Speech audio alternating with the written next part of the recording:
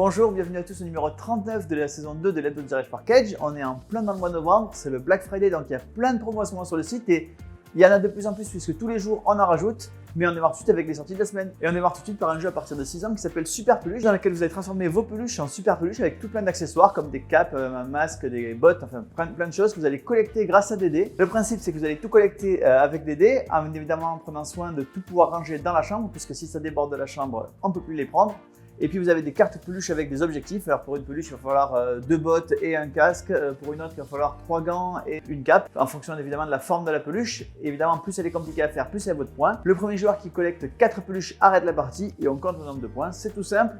C'est à partir de 6 ans, c'est Super Peluche. Et on continue avec le jeu le plus mignon de la semaine, sans doute, c'est Happy Little Dinosaurs. Le principe, c'est que vous êtes un dinosaure qui va devoir subir pas mal de catastrophes, mais plus vous subissez de catastrophes, plus vous marquez des points au fur et à mesure des tours. Si vous arrivez à 50 points, vous êtes sauvé, vous avez gagné la partie, mais si vous avez 3 fois la même catastrophe ou 3 catastrophes différentes, vous avez perdu, vous êtes éliminé. Donc celui qui remporte la partie, c'est soit le premier qui arrive à 50 points, soit le dernier qui survit. C'est tout simple, c'est extrêmement mignon, c'est Happy Little Dinosaurs. Autre jeu à l'esthétique très travaillé, c'est même quasiment plus un jeu, c'est de la déco pour chez vous, c'est les grignettes. Le principe des grignettes est tout simple, vous avez une bannière que vous pouvez accrocher n'importe où, poser sur une table ou mettre à une tringle à rideau. Dans cette illustration, il y a des petits monstres et vous avez une application qui va vous demander de chercher un petit monstre donné en fonction de sa bouche, ses cornes, son poil, etc.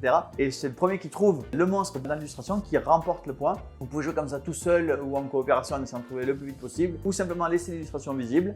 Il y a 2 boîtes différentes, une par Camille Chaussy et l'autre par Oli.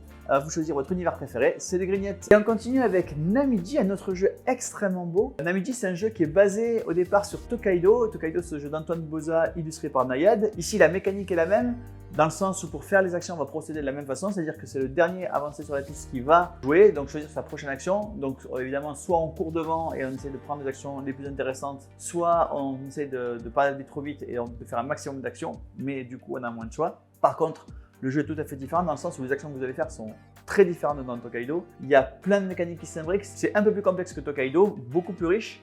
Et avec en plus Aquamarine qui est une extension pour Namiji avec 2 nouveaux éléments, notamment le tourbillon. Et évidemment, on va faire un PK Game Pack avec Namiji et Aquamarine. Puisque nous sommes sur les bateaux, restons-y. Voici Toko Island. Le principe de Toko Island, c'est une sorte de memory coopératif, puisque vous allez utiliser des outils pour aller chercher un trésor de pirate, et plus précisément le trésor qui est demandé à ce tour-ci. Et au fur et à mesure que vous utilisez vos outils, ils s'usent et ils vont finir par disparaître. Donc l'objectif, c'est de trouver tous les trésors au bon moment avant que vous n'ayez plus d'outils pour les trouver. Il y a toujours 3 niveaux de creusage, donc le même outil, vous allez creuser 3 fois en espérant trouver le bon objet, mais aussi en essayant de vous souvenir quels objets vous avez vus par le passé pour aller plus vite à l'avenir. Un jeu de Wilfried et Marie Fort, qui ne sont pas des débutants dans les jeux, et notamment dans les jeux pour enfants, puisqu'ils ont déjà remporté notamment l'As d'or enfant plusieurs fois, avec la Vallée des Vikings, avec Dragomino. Ici, donc, un nouveau jeu de memory coopératif, c'est Toko Island. On parle d'enfants, ici c'est un univers enfantin, mais pas spécialement pour les enfants, puisque c'est un jeu de survie et d'horreur. Ça s'appelle Boogeyman, et le principe du jeu, c'est que vous êtes un groupe d'enfants qui va essayer de survivre au fameux monstre des rêves, le fameux Boogeyman, tout en échappant à leur babysitter, parce qu'évidemment leur babysitter est méchante, comme toutes les babysitters du monde, vous en avez eu moi aussi. Voilà, c'est un jeu par l'auteur de Tales of Fable, un jeu qui a eu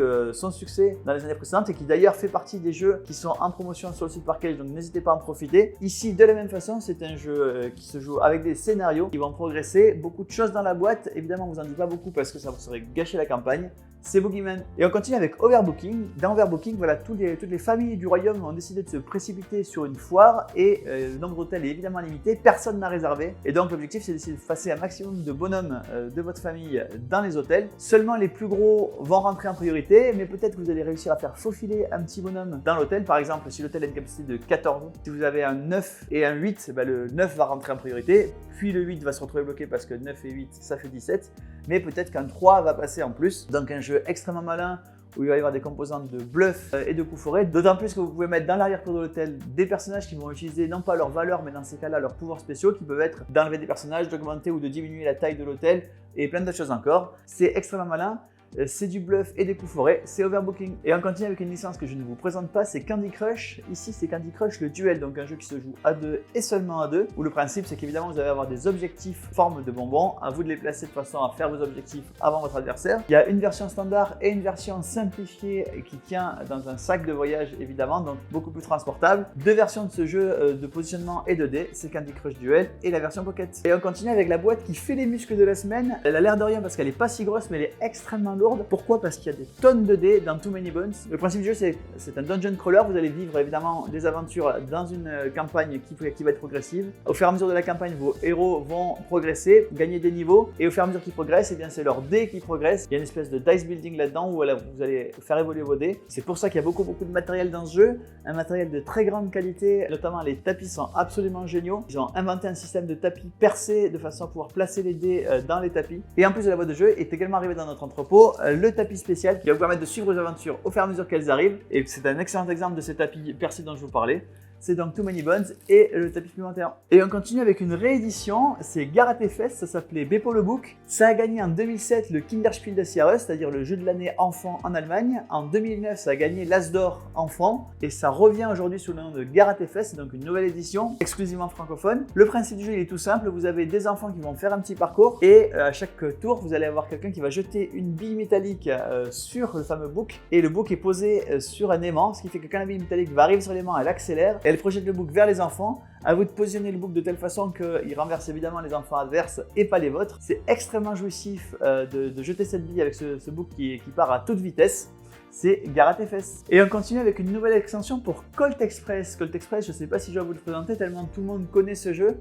C'est un jeu dans lequel vous jouez des bandits qui vont attaquer un train. C'est un jeu de programmation dans lequel vous allez prévoir plusieurs coups à l'avance ce que vos bandits vont faire. Et évidemment, il y a quelque chose qui va venir troubler cet ordre, puisque vous allez prendre un coup de poing, une balle, quelque chose qui va faire que vous allez vous déplacer pas où vous voulez, ça va tout décaler vos actions. Dans cette extension, pas mal de nouveautés, il y a notamment 2 nouveaux personnages avec de nouveaux pouvoirs évidemment, mais il y a surtout un nouveau train qui va partir dans l'autre sens par rapport au train initial. Donc c'est un train qui contient évidemment beaucoup de richesses, donc vous allez pouvoir sauter dans ce train depuis votre train de départ, mais attention, si vous terminez la partie dans le nouveau train, il retourne en arrière et donc tous vos butins comptent pour 0, donc à vous de revenir dans le train le plus vite possible. Attention aussi, il y a des shotguns dans ce train, beaucoup de choses dans cette extension, avec en plus une nouvelle possibilité, celle de jouer par équipe avec une nouvelle action qui va vous permettre de débloquer votre partenaire avec une action de plus. Donc à vous de jouer de façon maligne en 2 équipes avec un joueur automatique pour le cas où vous êtes en nombre impair. Voilà, vous allez pouvoir jouer en équipe équilibrée même si vous êtes en nombre impair. C'est Colt Express, convoyeur et train blindé. Et une nouvelle extension pour Viticulture, et une extension qui rechange tout le jeu puisqu'elle transforme le jeu Viticulture en un jeu coopératif. Ça s'appelle Viticulture World et vous allez avoir un objectif de début de partie qui va être à la fois un objectif personnel, vous allez devoir marquer une certaine reconnaissance, et un objectif collectif. À vous d'être assez malin dans la partie pour booster votre plateau à vous, mais également contribuer assez au groupe pour que la partie soit gagnée par tous. Un nouveau plateau, pas mal de nouveaux matériels. Évidemment, ça rejoint un PK Game Pack de Viticulture, c'est compatible avec toutes les extensions existantes, c'est Viticulture World. Une nouvelle extension également pour Summoner Wars.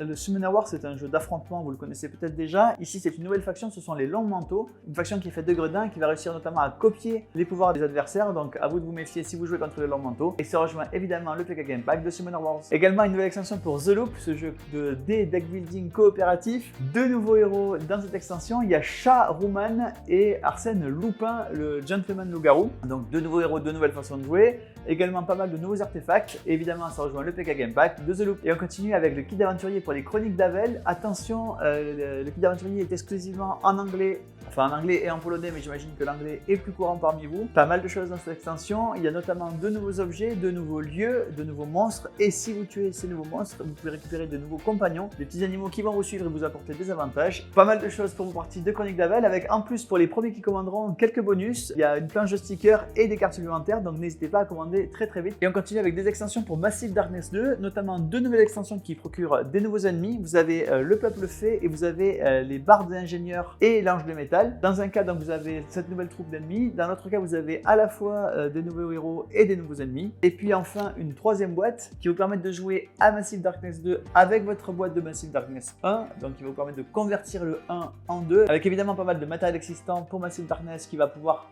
enrichir au maximum vos parties de Massive Darkness 2. Et évidemment, tout ça rejoint le PK Game Pack de Massive Darkness 2 à tarif promotionnel. Et bien voilà, le numéro 39 de la saison 2 de Let's Go Direct for Cage est terminé. N'hésitez pas à aller sur le site puisque, comme je vous le disais en début de vidéo, c'est la grande période du Black Friday, donc il y a plein de promotions, il faut en profiter. Et puis, si vous mettez un petit commentaire dans votre commande, on vous mettra en plus ce petit cadeau-là. C'est une carte spéciale Parkage pour TTMC. C'est ce jeu de quiz dans lequel vous allez vous estimer sur un domaine et donner une réponse. Et bien, l'équipe de TTMC a eu la gentillesse de nous offrir 200 cartes spéciales Parkage pour TTMC. Évidemment, ça sera 200 et pas une de plus, donc ça va vite devenir collector. N'hésitez pas, on vous l'offre dès que vous mettez un petit texte dans la commande qui nous le demande. Et moi, je vous dis rendez-vous à la semaine prochaine.